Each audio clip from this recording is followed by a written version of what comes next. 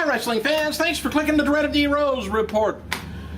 A lot of news. Hope you guys had a good weekend. As noted before, Chris Jericho is scheduled to make his return WWE January 2nd, 2012 on Raw from Nashville, Tennessee. But the latest word from within WWE is that Jericho will be a part of the Royal Rumble pay-per-view and likely the 30-man Battle Royal.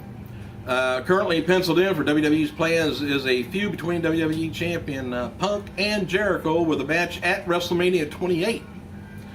So there. I thought it would be Ryback debuting on the 2nd. We'll see. We'll see. Regarding Kane's return, word is that he's going to be on Raw as a heel, of course, when he returns. Kane's scheduled to return in time for the Royal Rumble, and on a related note, there's been speculation that on whether or not Kane is going to be wearing the mask when he returns. The word is the decision is still up in the air, and officials wanted to use the mask in the video so there would be no question that it was Kane's return. No other mask like that. Abyss got a little close to it at one point. All right. What do you think? Kane should come back with it or not? WWE has released a Wade Barrett Authentic t-shirt and a new Airborne t-shirt. The Wade Barrett t-shirt, his fan is anxiously waiting on it. As seen on TNA's Final Resolution pay-per-view, Jeff Hardy defeated Jarrett in a cage match and became the new #1 contender for the world title. But per stipulation, though, either Karen or Jeff must be fired from TNA. Sting will make the announcement on this week's Impact, and it tapes tonight.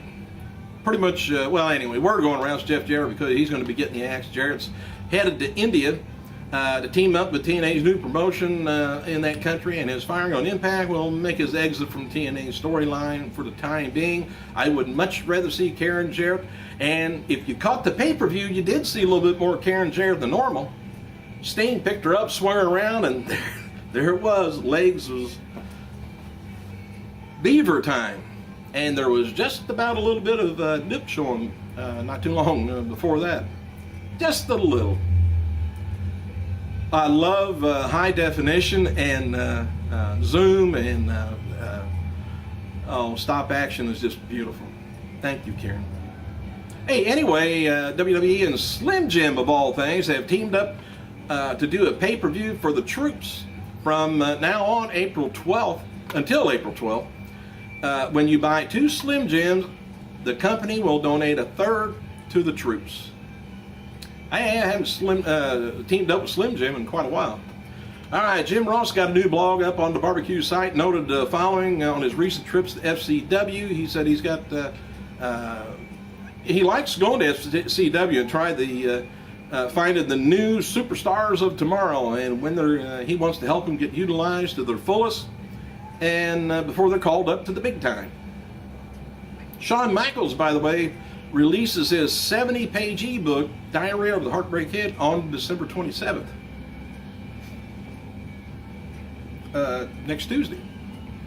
Hey, birthdays coming up is, well, for today, it ain't coming up, it's here.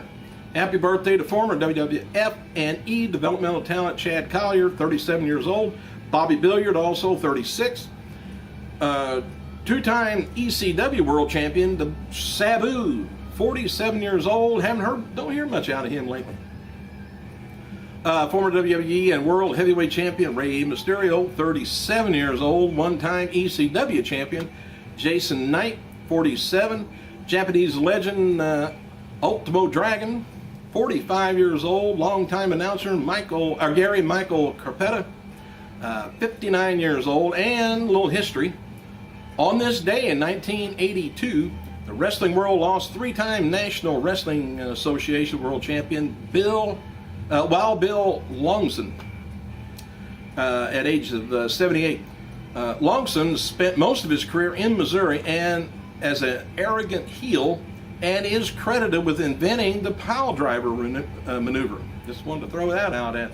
Longson was in the final NWA champion, losing an ununified bout to NWA champion then Lou Thesz.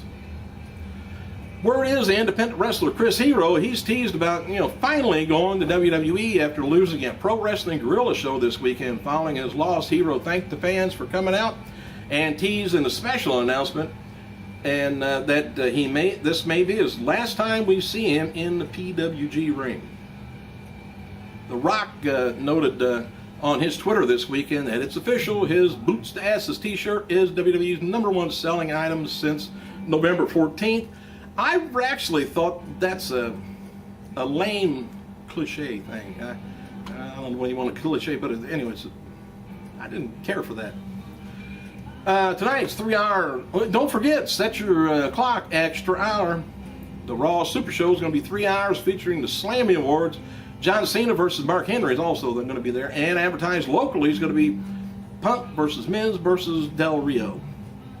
And B.G. James was on last night's WWE Tribute to the Troops taping in Fayetteville, North Carolina. He's also, so he's apparently already started with WWE as a producer.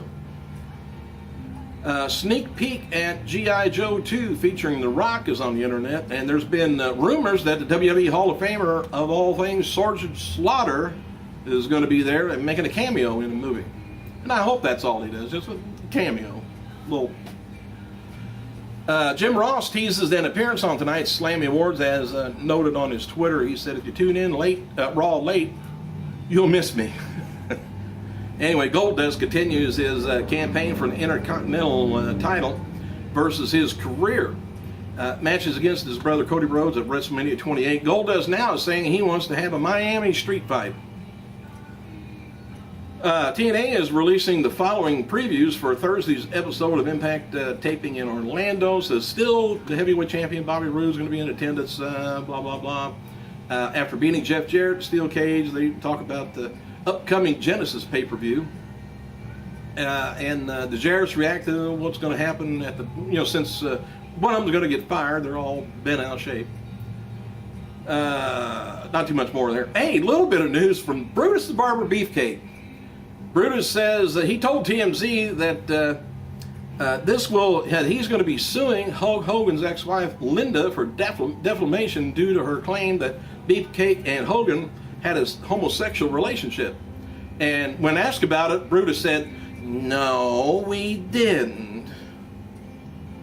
Hulk Hogan was represented at TNA, Spike TV Video Game Awards on Saturday night. Jeff Hardy, he's going to be facing TNA World Heavyweight Champion Bobby Roode at Genesis pay-per-view. Hardy became the new #1 contender after defeating Jeff Jarrett. Bischoff was not at TNA's final resolution in Orlando due to personal business in Arizona. Better weather, maybe. As noted on Twitter, said he'll be back in Orlando next week for the TV tapings. Bischoff made his first public comments about latest Hulk versus Linda lawsuit. He says, been silent on the Hulk versus Linda lawsuit and the divorce since being, from the beginning, he said. Glad to hear that filing a lawsuit against her. She is a pig in every sense. Actually, the only thing more disgusting than Linda Hogan is that pissant creep little punk that's sleeping with her. Said when asked by a fan about Linda's much younger 22-year-old boyfriend, Charles Hill, Bischoff said, actually, if I was his age, I would throw it in my mouth the first time I seen Aunt Linda naked. He says, ugh. I don't know whether that would be that bad or not, if she'd just keep her mouth shut. Eric Bischoff, the executive producer of TNA, was not at Backstage last night's final resolution pay-per-view in Orlando. This is the first pay-per-view that both Hogan and Bischoff since they joined the company, that neither was in attendance at the pay-per-view. Official Facebook page of TNA Wrestling posts the photo this past week of a Coastal Chaos cruise. TNA Wrestling President Dixie Carter announced that Final Resolution will kick off with Christopher Daniels and Rob Van Dam, which she didn't lie, it did. So it should be a great pay-per-view. Friday's, I didn't think the Daniels and RVD match was actually very good. It was it was too formal, let's say. Friday's episode of SmackDown saw commentator Michael Cole make a crude remark concerning Jim Ross's long battle with Bell's palsy after Josh Matthews said Cole speaks out of both sides of his mouth. The esteemed voice of the WWE quipped, "Actually, there's nothing wrong with my mouth, unlike JR's." WWE Hall of Famer took to Twitter to address Cole's inappropriate remarks. JR says, "Hope Cole never gets sick. Sad commentary," Ross said. Ross then posted a tweet comparing Cole's snide comment to Ed Ferrara when he parodied him in WCW as the Oklahoma character called Oklahoma, which included a mockery of his modified voice due to Bell's palsy. And by the way, Hogan and Bischoff not at the pay-per-view? That's odd. Vince McMahon was not at SmackDown, Ross wrote, so we can blame him, he says, for the writing. That's cowardly. Poor attempt to be a villain. Talking about Cole again. So what's all these deals with everybody not showing up? Stephanie and Triple H going to take off too? Hell, maybe they can't stand it either. Well, I can stand it, but for 2 hours. Hey, thanks for clicking, you guys. I gotta go.